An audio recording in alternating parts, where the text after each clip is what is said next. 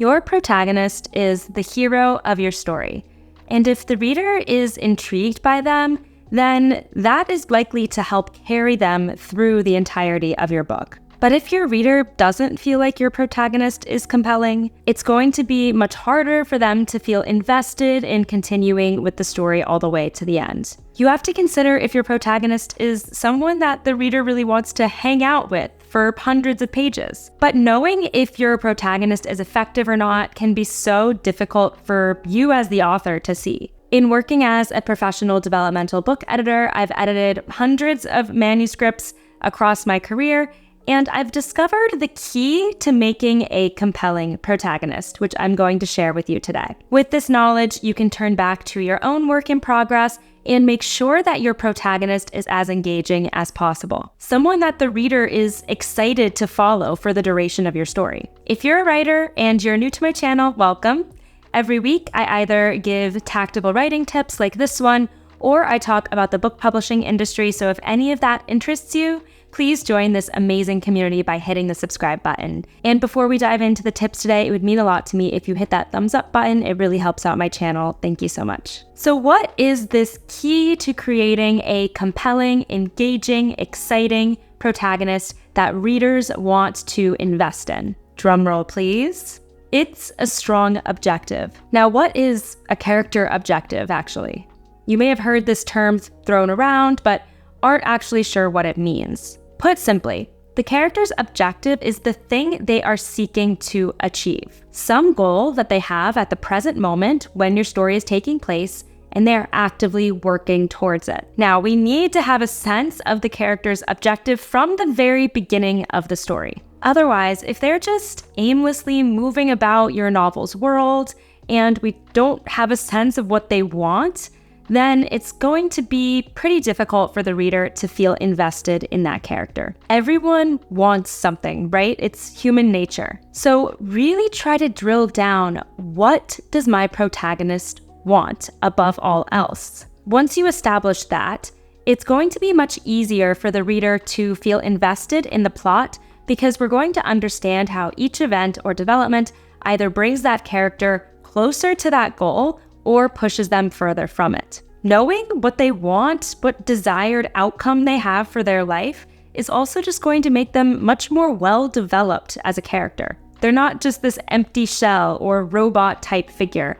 They're a opinionated, thinking, feeling human being, which is what you typically want your protagonist to feel like. You'd be surprised how many times I'll read a manuscript all the way through to the end and still not really have a firm handle on what the protagonist actually wants. If the protagonist doesn't have a clear established objective, then it's going to feel to the reader like they lack agency in the story. We're only going to see them responding to plot events that befall them, rather than actively work towards something that personally they want. We want to see that personal motivation factor in to the events of the story. Now, it's very often the case that you, as the author, as the visionary for the story, as the creator of these characters, including your protagonist, know exactly what they want, and it's very clear to you. But often it's not actually coming through on the page as clearly as it could. So have your protagonist just explicitly articulate that objective. You'd be surprised how much work that simple line or two in your manuscript is going to do. That simple revision is going to light a light bulb in the reader's mind, because now we have a much better understanding of the character's intentions behind their actions. So now I want to talk through 3 tactical steps to take to incorporate your protagonist's objective into the story effectively. But before I do that, I want to let you know about a free resource I created specifically for my YouTube community. The link is in the description below to download my free story self-assessment worksheet. And if you're having trouble with your current draft, it's a great little quiz to help you figure out maybe where you can improve on the next draft. I know that can be so hard to see for yourself, so it might help you get unstuck on the next revision. Downloading that's going to sign you up for my exclusive newsletter, where I give publishing industry insights from professionals in the industry, as well as successfully published authors. So I don't want you to miss out on all of their amazing tips. If you want to go straight to the newsletter, the link is also in the description. My first tip for incorporating your protagonist's objective is to recognize the difference between a weak and a strong objective. You want to make sure when you are articulating your protagonist's objective that it is as tangible and concrete and specific as possible. It should be something that by the end of the story, we can definitively say, yes, they achieved that, or no, they did not. It shouldn't really be something so vague or nebulous that we have no means of tracking over the course of the story, because then that's really not helping your plot feel propulsive. This concept is really best illustrated through examples, so let's go through 3 examples of weak objectives, a prompting question, and then use a prompting question that can help you take that weak objective and transform it into something strong and concrete and tangible and specific. So the first example of a weak objective would be that my protagonist wants to feel happy in life. In this case, you want to ask yourself, what will make my protagonist happy in life? So a better objective would be something like, my protagonist wants to move to Hawaii. Now, both of those statements, the strong and the weak objectives, are expressing something that the character wants, which is important for us to know, right? But one is a very specific, tangible objective, move to Hawaii. By the end of the novel, we will know whether they did or not, probably, right? The next example of a weak objective would be, my protagonist wants to feel validated. In this case, ask yourself, who are they seeking this validation from? Using that, a stronger objective could be something like, my protagonist wants a promotion at work. Again, that is something that we can easily see them work toward over the course of the story and see if that pans out for them or not. The final example of a weak objective would be something like, my protagonist wants to feel like they belong. In this case, ask yourself, what will give them a sense of belonging? And then a strong objective could be something like, my protagonist wants to locate their birth parents. Do you see how both statements are interrelated, but one is the specific means of achieving this broader feeling that the protagonist is seeking? Too often I see authors articulate the objective as just that broad overarching feeling, but a feeling or desire is not necessarily the objective itself.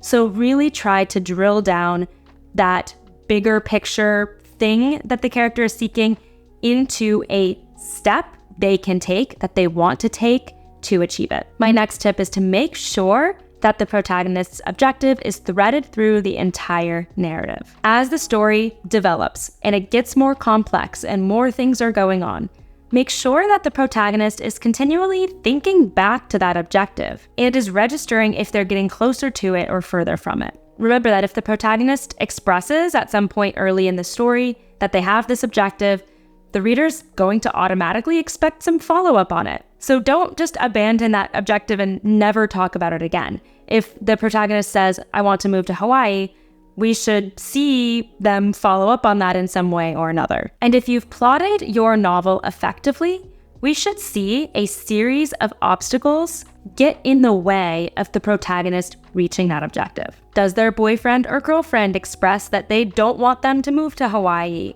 Does their work say that they can't work from Hawaii and would have to get a new job? Put those obstacles in place. Then, by the end of the novel, remember that we will expect to see some kind of closure regarding whether that objective was met or not. That's going to give us a sense of payoff, that we waited all this time to see whether or not the journey of the protagonist was going to pan out. We want to know how that ends up for them, and also how it makes them feel if their objective was met or not. Remember that your story doesn't have to have the standard structure of the protagonist overcoming an obstacle and achieving their goal. Now, many successful stories do follow that structure, but there are many alternatives you can take if that doesn't make sense for your story. For example, your protagonist could achieve their goal only to realize that it actually wasn't what they wanted all along, and that it didn't give them the feeling they thought it would. Perhaps they do move to Hawaii, but they realize that home is not actually in paradise, but where their loved ones are. Or alternatively, your protagonist could just not achieve their objective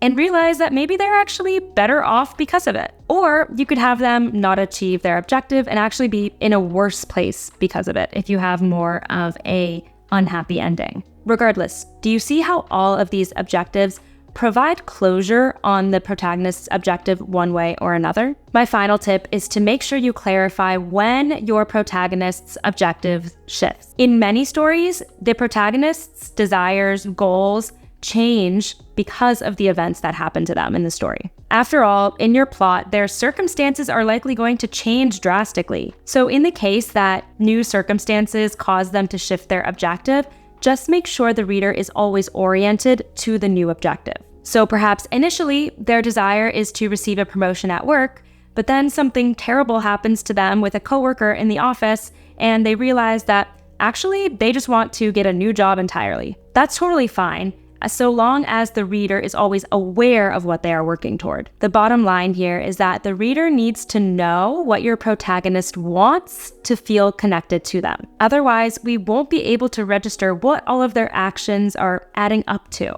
or where they're coming from in making the decisions that we see them make in the story. Remember that their actions should have an intent behind them, whether that's the initial goal they set at the very beginning of the novel, or it's a new goal that emerged for them over the course of the story. I hope this video helped you better understand the importance of character objectives and how it really can transform your protagonist into a much more compelling figure. Let me know in the comments what your protagonist's objective is. It really can be so helpful just to write it out, articulate it for yourself, and then you'll see how you can bring that more to light in the story. If you're looking for some more tips on character objectives and how they fit into your plotting, check out my video called The Easiest Way to Plot a Novel. I talk about how objectives work with obstacles and work with stakes to create an effective story. Before you head out, if you enjoyed this video, please hit that thumbs up button to help out my channel. Hit that subscribe button if you haven't already, and don't forget your free story self-assessment worksheet and my newsletter link in the description below. Thanks so much for watching and happy writing.